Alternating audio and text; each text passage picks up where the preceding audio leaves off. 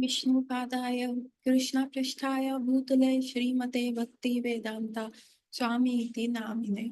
नमस्ते सरस्वते देवे गौरवाणी प्रचारिणी निर्विशेष शून्यवादी भाषवतदेशतारिणी। जय श्री कृष्ण चैतन्य प्रभु नित्यानंदा श्री अद्वैत गदाधरा शिवासादि गौर भक्त वृंदा। हरे कृष्ण कृष्ण कृष्ण हरे हरे, हरे राम राम राम हरे हरे। वाञ्छाकल्पतरुभ्यश्च कृपा सिन्धुभ्येव च पतितानां पावनेभ्यो वैष्णवेभ्यो नमो नमः। तो आप सबका स्वागत है आज की कक्षा में। और हम कर रहे हैं वेणु गीत, और हम कर रहे हैं श्लोक नंबर 9।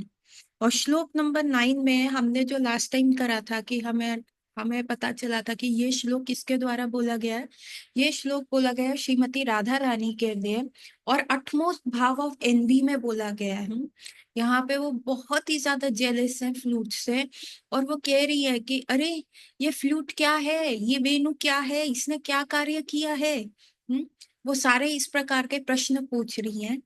और तो और क्या है, अभी अगर हम इसको विस्तार पूर्वक पढ़ें तो इसमें 2-3 पॉइंट्स हैं जिसमें गोपीज जो है ये कह रही है, देखो मुरली और बांसुरी ये जो होती है वंशी मुरली, ये फीमेल जेंडर है।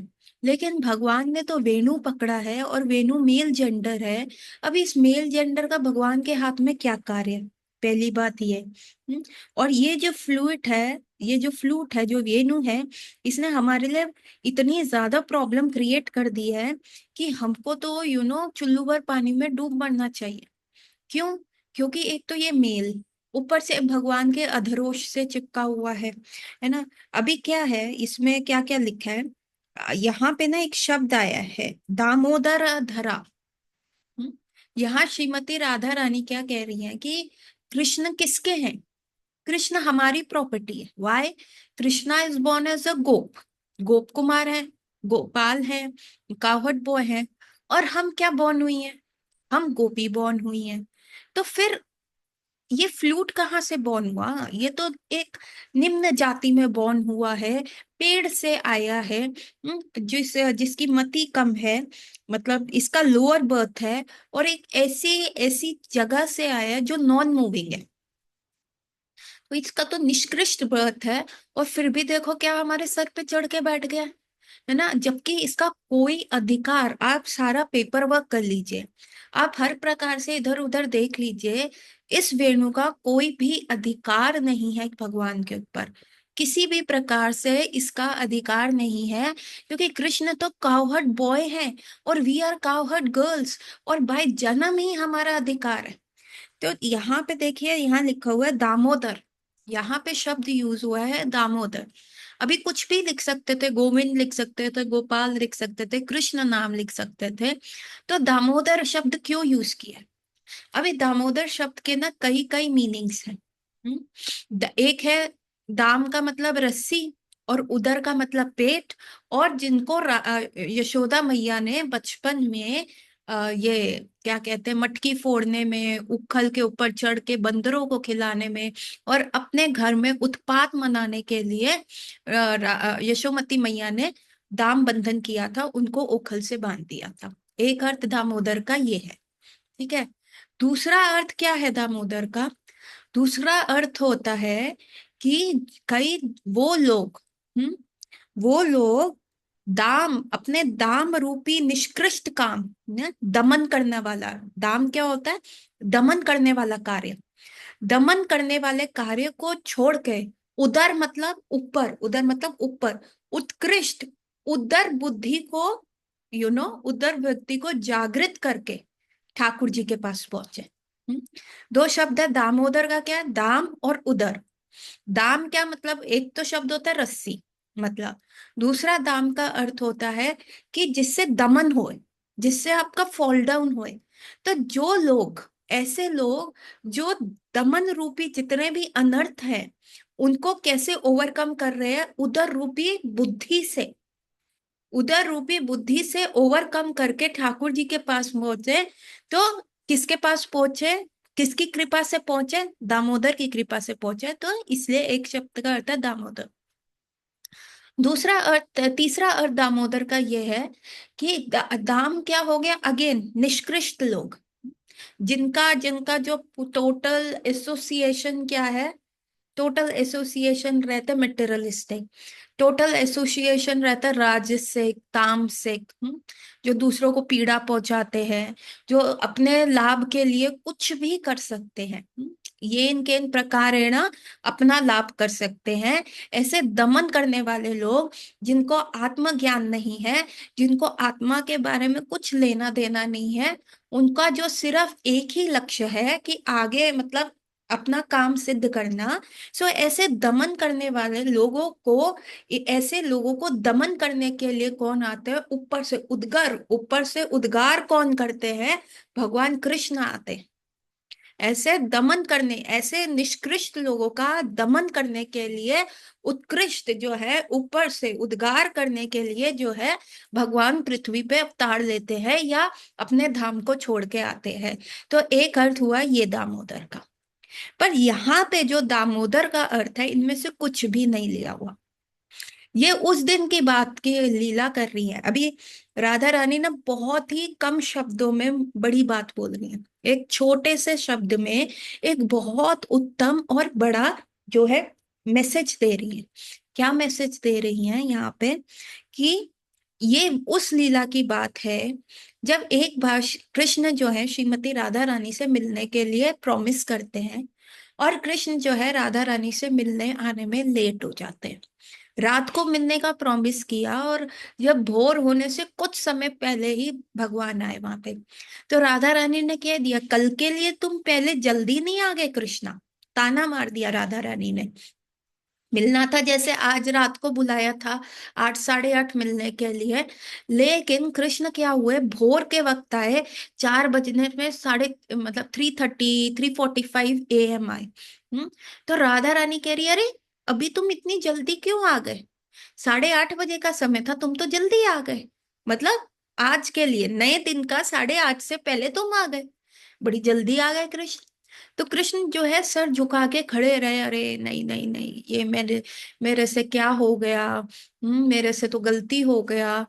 तो राधा रानी बहुत, मेरा जेन्युइन रीजन है। राधा रानी कहती है, नथिंग डूइंग, तुम्हारा कोई जेन्युइन रीजन नहीं है। फिर तुम झूठ बोलोगे, फिर मुझे टोपी पहनाओगे, गए होगे तुम चंद्रावली से मिलने, गए होगे इधर उधर घूम के कि राधा तो पागल है, राधा तो वेट कर लेगी, जिसने कुंज में बैठी उसको जो बोलूंगा वैसे वो कर लेगी। ऐसा ऐसा राधा रानी ने बहुत सुनाया, and finally what she did, कहते अब मैं तुमको जो है सजा दूंगी। और सजा क्या करती है श्रीमती राधा रानी? एक गोल्डन रस्सी से, एक गोल्ड की रस्सी से, गोल्डन कलर की रस्सी से भगवान का उदर, उधर को बांध देती हैं एक पेड़ के साथ, तमाल के पेड़ के साथ भगवान के उदर को बांध देती हैं। आज जो मैंने ग्रुप में फोटो देखा भेजा था, उसमें मैंने क्या कहा था? Don't miss the golden thread around the Radha Rani, around Krishna's waist. So आपने देखा होगा कृष्णा के वेस्ट के ऊपर एक वो हल्का सा छोटा सा गोल्डन थ्रेड था, और वो श्रीमती राधा रानी ने अपने हाथ में पकड़ा हुआ है। तो श्रीमती राधा रानी ऐसे ही करती हैं, और वो जो है कृष्ण को बांध देती हैं। और इसीलिए अभी क्या हुआ, उन्होंने गोल्डन थ्रेड यूज किया, तो वो गोल्डन थ्रेड क्या है? दाम है। और उधर उनके पेट से बांधा, तो वो क्या हो गया? दामोदर। इसीलिए ये लीला बताती है। अभी हमने यशोदा दामोदर का लीला तो हमें पता है। तो यहाँ पे क्या सिद्ध हुआ कि इट इज ही, जिन्होंने क्लेम करा कृष्ण को रस्सी से उदर पे बांध के, रस्सी से उनको उदर पे बांध के क्लेम किया कि this is my property, he is mine, है ना? तो दैट दामोदर, तो यहाँ राधा रानी क्या कह रही है? दामोदर क्या है? दामोदर अधरा सुधम। अभी ये दामोदर कौन है? अरे इसको मैंने रस्सी से बांधा था, तो ये मेरा हुआ ना, ही इज माई प्रॉपर्टी। तो ये इसके, इसका तो head to toe everything is mine. तो हे फ्लूट, देखो 2 रीजन मैं तुमको दे रही हूँ, 3 रीजन दे रही हूँ बल्कि। तो एक तो तुम्हारा निष्कृष्ट जन्म है, हम्म, तुम हमसे कंपेयर नहीं कर सकते ना, तुम तो लोअर जाति में पैदा हुए हो, ऊपर से तुम मेल हो, वेनु हो। तीसरा, तुम कहाँ से पैदा हुए हो? एक ऐसी जो मूव ही नहीं करता, अचल वस्तु से, पेड़ से पैदा हुए हो हम। और कृष्ण क्या है? ही इज अ गोप वंशज, he is a cowherd boy, we are a गोपी। तो उनकी अधर सुधा पे, उनके जो माउथ पे, उनके जो लिप्स से है, वो किसका हक हुआ? जो अमृत उनके लिप्स से आता है, उस पे हक किसका हुआ? As a Gopi, as a, there should always be a marriage alliances between the equals. Between the equals होना चाहिए। तुम क्यों अपना टांग अड़ा रहे हो? अपना बर्थ तो देखो। दूसरा रीजन क्या देती है कि यही दिया कि हम हैं। और तीसरा रीजन, उनको दामोदर बोल के कह दिया कि अरे बाबा, तुम्हारे तो वो बहुत बाद में हुए हैं, पहले तो वो मेरी प्रॉपर्टी है ना, मैंने इनको बांधा। He is from head to toe totally totally mine. तो तुमको बीच में आने की जरूरत नहीं। और तो और छोड़ो, तुम तो उनके साथ ऐसे रहते हो, वो भी बिना मैरिज के। कितनी गलत बात है। अभी तुम्हारा विवाह भी नहीं हुआ, तब भी तुम सुबह से लेके शाम तक भगवान के साथ ऐसे चिपके रहते हो। कहाँ जाओगे तुम? उसके बाद, और देखो, इतनी तुम में ऑडेसिटी है। अभी क्या लिखा है? The flute then. और जब राधा रानी, जब कृष्ण, जब फ्लूट को ऐसे ताने मारती है, इतने ताने मारती है, दामोदर शब्द लेके इंगित करती है, तो वेणु क्या करती है? वेणु बजना शुरू कर देती है ना? वेणु क्या कहती है? और अभी वेणु के स्वर में, जैसे हमने बात करे थे कि अगर पंचम स्वर लगाते हैं तो वो सब गोपीस को बुला रहे हैं, और अगर वो आठवां स्वर लगाते हैं, आठवां नोट प्ले करते हैं वेणु के ऊपर, तो वो कॉल होता है श्रीमती राधा रानी के लिए। मैंने पीछे पूरे 1 to 8 ये नोट्स बताए थे कि ए फर्स्ट नोट पे क्या होता है, सेकंड नोट पे क्या होता है जब भगवान ये करते हैं। तो यहाँ पे जब राधा रानी इतने ताने मार रही है, तो वेणु क्या कर रही है? राधा रानी को चिढ़ाने के लिए क्या करती है? अभी वो कृष्णा वो लगा रहे हैं, नोट लगा रहे हैं, तो डिक्लेयर करती है। हम्म वेणु डिक्लेयर कर रही है, हाँ हाँ, कृष्ण तुम्हारी प्रॉपर्टी है। सारे ओनर्स का नाम लेती हैं। अरे राधिका, अरे ललिता, विशाखा, इंदुलेखा, तुंग विद्या, सुदेवी, रंग देवी, हम्म चंपक लता। तो इन सब का नाम जो है वेणु ले रही है। हाँ हाँ, कृष्ण तुम्हारे हैं, लेकिन अभी किसके पास है ना? चिढ़ाने के लिए राधा रानी ताने पे ताने मार रही हैं, तुम कैसी हो, तुम लड़का होके भी उसके साथ रह रही हो और विवाह भी नहीं किया, फिर भी तुम उनका अधर सुधा जो है इंजॉय कर रही हो। लेकिन तुम देखो, मैं तो, और ये इतना बोल्डली, इतना ऑडिशियसली डिक्लेयर करती है, हाँ हाँ, ये कृष्ण तुम्हारी प्रॉपर्टी है, लेकिन देखो इनकी चोरी किसने करी, देखो इनको रखा किसने है, और देखो इनकी अधर सुधा पाके मैं कितना मदमस्त हो गया हूं। क्योंकि ध्वनि जो निकल रही है, जो एयर जा रही है, और कृष्ण के होठ से लग रही है, तो फ्लूट भी क्या एक्सटेसी में चली गई। अरे मारते रहो खिसियानी बिल्ली खंबा नोचे। अंगूर खट्टे हैं तुम्हारे लिए, तुम बोलती रहो जो बोलना है, ठीक है, रख लो तुम कृष्ण को, कृष्ण हो गए तुम्हारे। परंतु अभी किसके पास है? अभी के पल में किसके पास है? और फिर फ्लूट जो है पूरा एक्सटेसी में नाच रही है, पूरा अष्ट सात्विक विकार फ्लूट में आ गए हैं, क्योंकि वो हिल रही है और उसके होल्स में से हवा निकल रही है, एंड एवरीथिंग हो रहा है। और ये चीज देख के राधा रानी और मान में चली जाती है, और एनवी में चली जाती है, और जेलस हो जाती है कि देखो इसको ताना भी मारी हूं, फिर भी देखो इसको समझ नहीं आ रहा। और उसके बाद क्या होता है कि ये इतना, मतलब चिढ़ाने के लिए पूरा दिन सुबह से लेके शाम तक, जो ये वेणु है भगवान के होठों पे जो है चिपकी हुई है, एकदम ग्लू के माफिक चिपकी हुई है। और जब भगवान थोड़ा थकते हैं, कुछ खाने के लिए रुकते हैं, तो वो जो अधर सुधा उनका रह जाता है, बस वो कुछ मॉर्सल्स, कुछ टुकड़े रह जाते हैं, 1 2 टुकड़े रह जाते हैं। और वो भी फिर हमारे लिए नहीं छूटते, क्योंकि भगवान कहीं आचमनी कर लेते हैं, कहीं मुख धो लेते हैं, अंदर से वाटर करके कुल्ला कर देते हैं, है ना।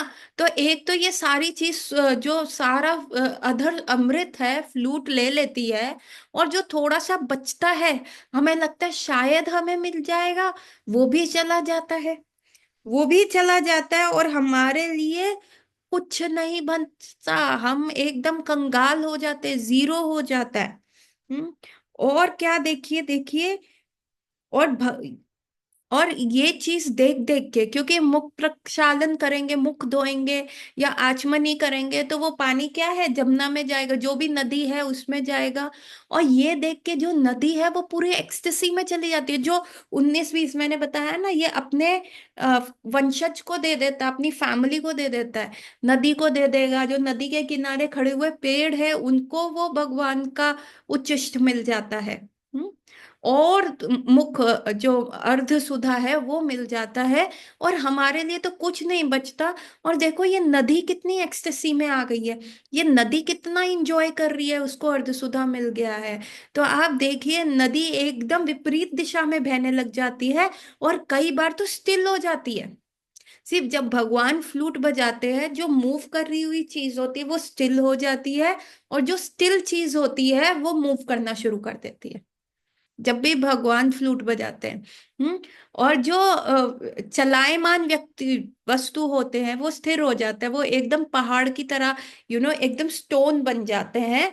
और जो पहाड़ होते हैं, जो पत्थर होते हैं, वो पिघलना शुरू कर देते हैं।